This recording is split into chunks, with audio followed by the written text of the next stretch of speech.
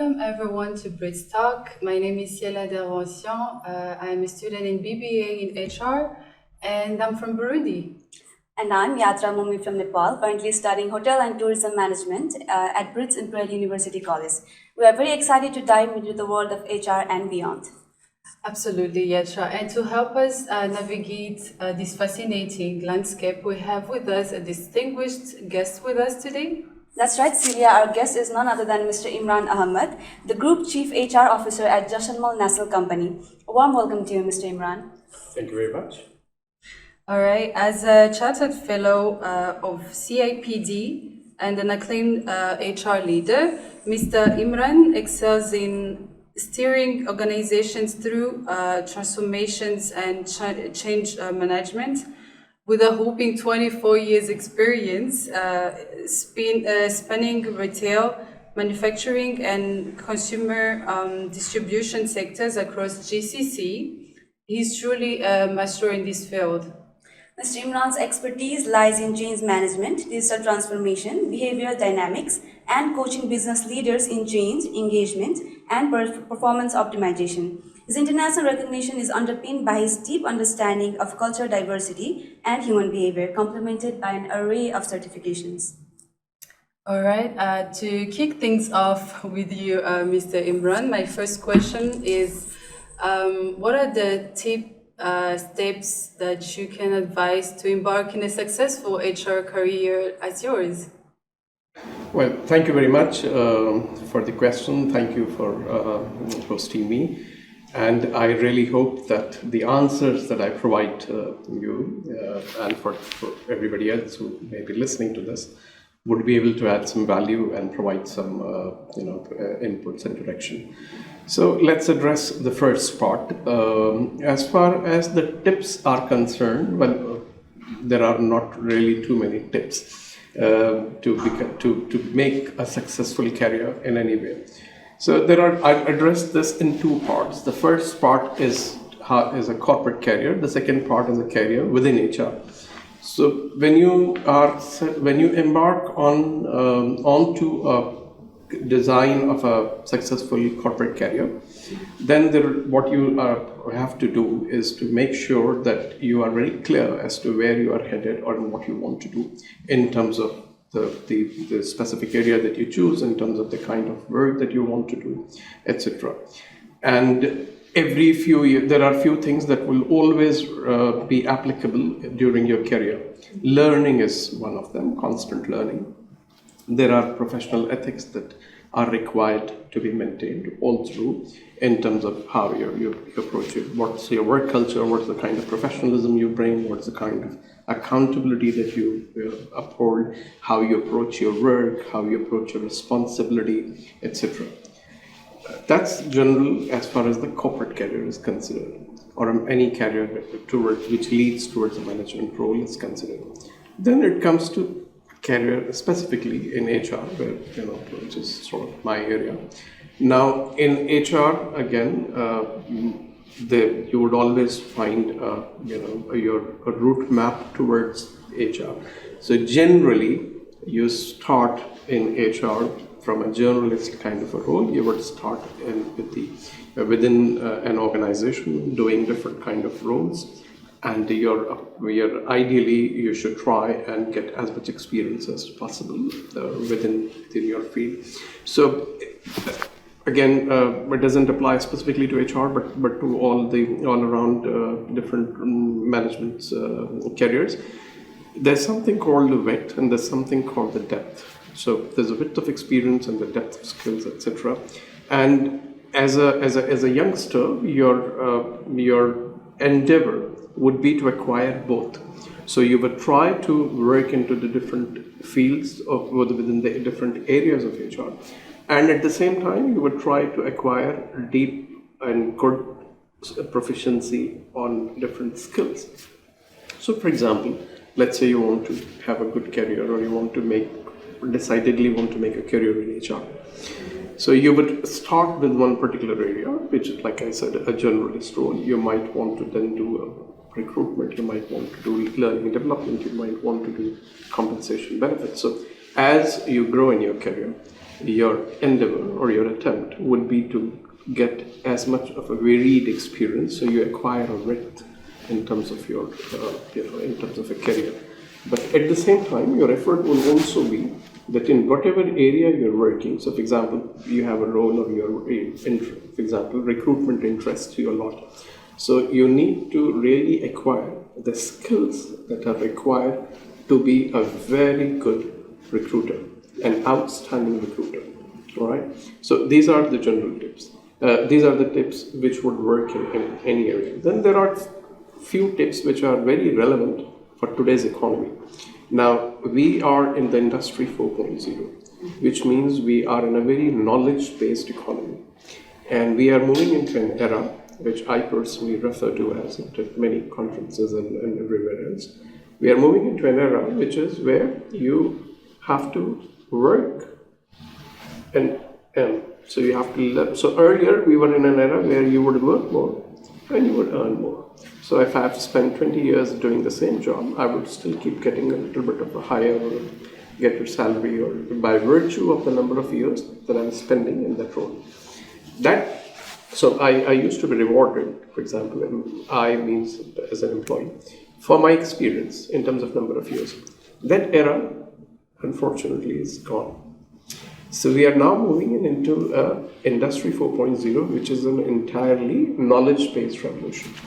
So in this part or the phase of industry that we are moving in, we are rewarded for our learnings, we are rewarded for the skills. So a newcomer, I may have 24 years of experience, but you might come in with much better and much sharper or much more proficiency in certain skills and may command a better kind of a compensation and packages than me if I do not bring the same kind of a skill set.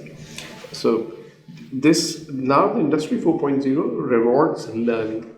So you have to build a career in any industry, and HR is no different. And HR, in fact, it puts the onus of continuous learning all the more. So you have to continuously learn. So the more you learn, and the more the kind of skills and the proficiency that you develop, and the more you understand the trend, the more you understand the changes around that is happening in the industry, the more you become a successful HR professional. So that's to answer your question. Just to add on to that, HR professionals, especially in this era of Industry 4.0 as we call it, the learning age, have got a lot more responsibility and a very strong sort of onus on them to help the organizations, because continuously the business and the industry and the organization, and therefore the people working with these own organizations, they are dealing with continuous change. So whoever is working wherever, they are required to learn different skills. Whatever they are doing, they are required to do better, efficiently, and they have to deal constantly with those kind of changes. And every organization has to then deal with these changes at the people level and the organization level. So HR's job in the coming years is becoming even more important, and I would say a mix of sensitive as well as technology oriented to manage that job. So this is how the career of HR is going to shape up in the future. We also want to learn all about hybrid office model. Is it feasible universally, or are this consideration just industry specific? So hybrid business models are models which are today which sort of evolved during the COVID phase. Of course, we all know that they evolved as a very successful model during COVID, and then very quickly as the normalcy returned and the full the sort of boots on the ground approach returned back, they started to become a bit debatable. And we have seen different leaders, various leaders, expressing very bold and radical opinions about those parts. My personal opinion on that, so I don't want to wade into a very kind of a controversial statement by saying whether it's good or bad. But I think there are industries where the hybrid model works very seamlessly. So for example, if you take technology, for example. Now, in technology, working from home or working from anywhere, and those kind of concepts like hybrid model work very seamlessly because it's not very difficult. A person who's a technology specialist can work, is spending most of the time with his laptop and technology and products, so he can work seamlessly from anywhere. And then there are different industries which are very, very, human interaction centric. They are very customer centric. They are very, they require one-to-one interaction. In those industries, for example, retail, even FMCG, and distribution, hospitality. Now, these industries are there where always your majority of your workers will always be working in a physical one-on-one environment.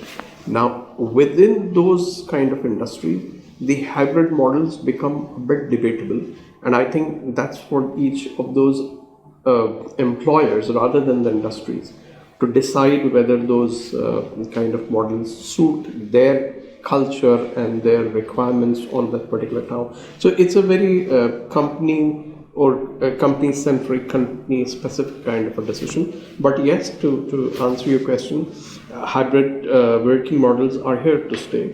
There would always be some industry segments that would be very comfortable with them, and there would be always some industry segment where it may not work fully, and they might use it for certain specific roles, but not as a norm kind of a thing. It's quite industry specific, right? Yeah.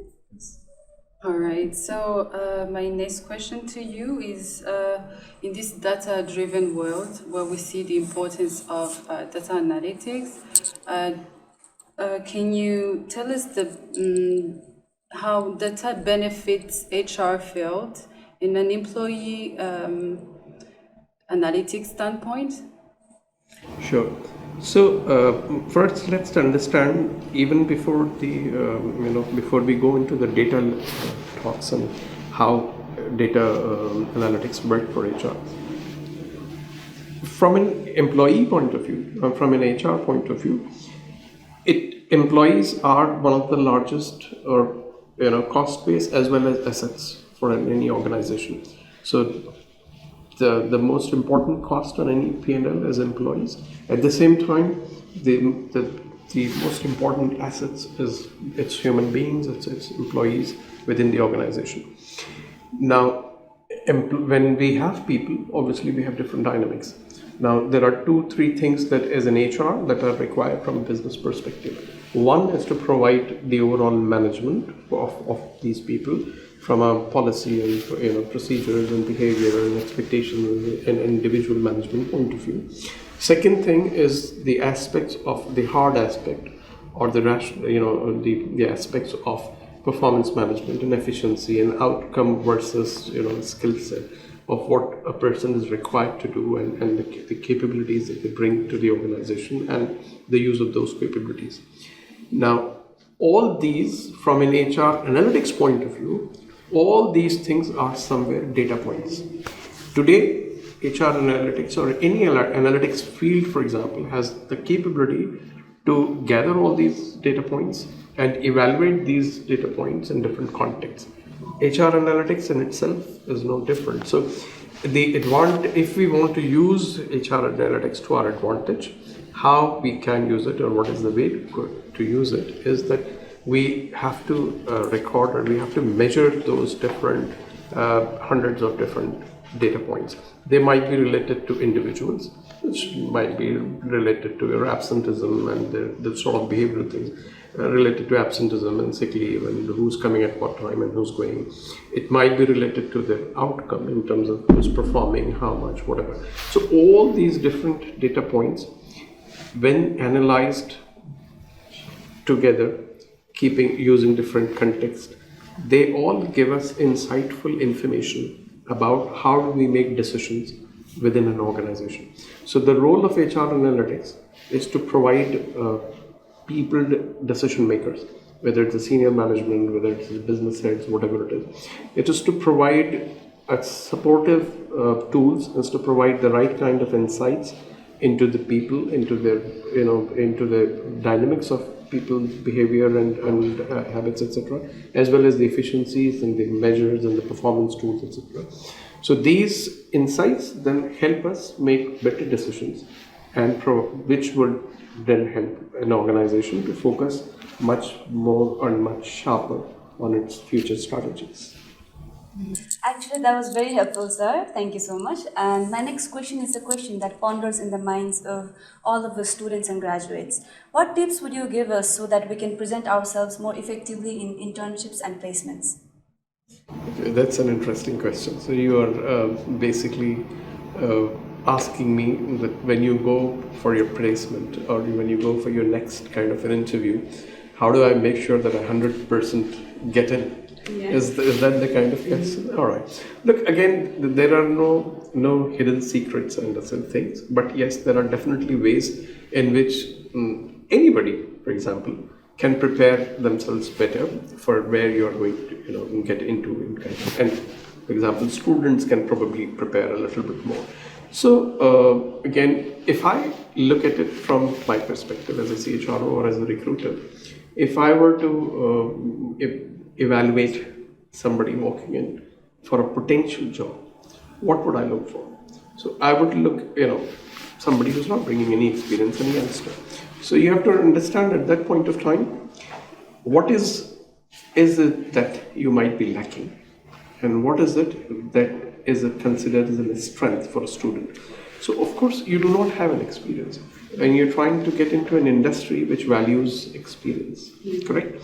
So you will always have the disadvantage that you're starting there. But today, your biggest advantage or your biggest asset as a strength is being starting on a clean slate. So as a student, you have no experience. So that's your biggest advantage. So all students and interns and everybody, I always advise, you must understand the power of that advantage. You must understand the power of that asset that you have. That you are young, you have no previous baggage, as they say. You do not understand, therefore you are absolutely willing to understand and acquire new knowledge. You have the energy, you have the enthusiasm to learn things, all right? Which once you get experience, starts to diminish, all right? So as a tip, the first thing is that when you are going there, carry that energy with you. If you are going in for a particular, let's say you're applying to a role A in a company X. Now, the first question that anybody would expect is that, are you clear about where you're going in, what kind of a role? Do you know what that role is all about? So have you sort of showed some enthusiasm by researching it, understanding it, creating an awareness about it? Secondly, then the company that you're stepping in, again, have you shown some kind of an energy, enthusiasm, passion by understanding that company? Do you understand anything about that company? Do you know what it does? Do you know what potentially you can learn from there or what you can contribute from there? So these background preparations are an absolute must. Now, they are a must today when you are a young intern or going in. They're an absolute must tomorrow when you will be a 20-year-old veteran. These are the absolute, must requirements. Then, like I said, you must go carrying that kind of energy and enthusiasm. That should reflect in your body language. That should reflect in your demeanor. That should reflect in how you sort of dress up and approach. That should reflect in your entire, overall professionalism, as we call it, in terms of punctuality, in terms of, basic respect going there. So those modalities have to be absolutely, it has to be on the tee. So if you get these two things right, the chances are definitely that you should be able to get into any industry very easily. All right, thank you so much for the answer. I have this question. As a student, we know that it can be challenging to balance work and studies, and we would like to know, what would you advise us to balance this effectively? Well, I must say it's a bit of a hard question to address, because we were very lucky that we did not spend too much time balancing it. Of course, we all had to do our share when we were students. But I think the kind of the pressure that as a students that you guys are taking up today, and the kind of effort that's getting directed in shaping your careers while learning, while getting aligned with the industry is commendable. So again, it's hard work. At this stage of career, there's no shortcut to hard work. As I said, there's no other shortcuts to success. So that grind will be a part of your routine. Unfortunately, it will be very difficult for me to give any kind of a tip that saves you that hard work. So however, I can say is that there are again 2-3 very basic keys. Discipline is the first key, and discipline to a time management. Your time is the most precious resource at this stage of your life. The most precious resource that you have is your time. Where you invest your time will determine what kind of future you will have 30 years from now. How you invest the time, whether you are investing in entertaining yourself, whether you are investing in educating yourself, whether you are investing investing in the skill set development, that will determine how your future should go. So discipline, time management, and making sure that balance comes from avoidance of any extra timing and wastage, etc. So trim down all your wastages, timings. Make sure that whatever time you are investing will have a good return for you in future by way of giving you good returns. Make sure that wherever you're investing, whether it's in learning, whether it is in sports, whether it is in relationships, whether it is in social interactions, it has some meaning for you at this point of time. If it is not going to be meaningful and relevant for you after 5 years or 7 years, think very carefully about investing that time. That's the only tip I can give. Okay. That might not save the hard work, but it will surely help us. So for our last question, sir, there is a clear skill gap, right? So what advice do you give universities and colleges so we can reduce the skill gap? So skill gap will be a reality for this new, as we say, Industry 4.0, because the entire industry now will move forward and will continue to move forward in tandems of learning and further learning and specializations and newer knowledge that will come in. So the only way to sort of reduce that skill gap and to make sure that these skill gaps do not affect you as an individual or you as a student or anybody is to make sure that the universities or you as individuals or universities as institutions, they work very closely with the business, they work very closely with the times, they work very closely within the economic environment within which we operate. So let me put it in simple words for you. What do I mean? So what do I mean is that there will always be trends emerging in the market. There will be trends emerging in the business. There will be trends emerging in different kind of career opportunities in terms of different kind of professions that will evolve. So the skill sets that the students are working towards, the learning that the students are working towards, the degrees and education that the students are working towards should be closely aligned, or at least the learning that is happening should be upgraded in keeping with the requirements of the industry, requirements of these trends, requirements of all the demand that is coming in from the market and the demand that's coming in from the society in general. It doesn't have to be that you have to educate yourself only for a career or for a monetary reward. That's not the purpose of education alone. But what's coming from the society? What is the requirement of the society? You may not want to contribute only to the corporate sector. People may want to contribute to the society. Generally, any country or a society requires educated students. It requires in multidisciplinary areas. But it has to be either in demand with the corporate requirement or in demand with the society's requirement, in demand So your learning has to be continuous, and the universities have to make sure that they are keeping these trends in mind, and when they're providing the relevant, updated, and the contextual material, resources, support to the students all the time, so that the skill gap doesn't exist, at least not at the level of the students who are just passing out.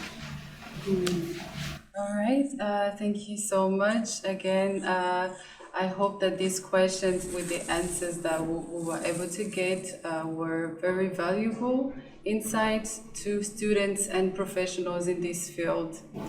Thank you very much. Thank you for hosting me, and I hopefully believe that it would be adding some value to them.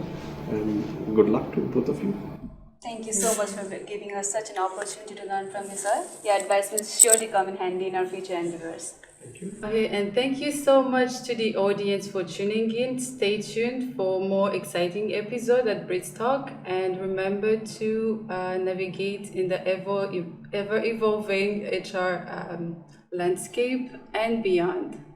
Until next time, take care everyone, be safe, be successful, and don't forget to have fun along the way.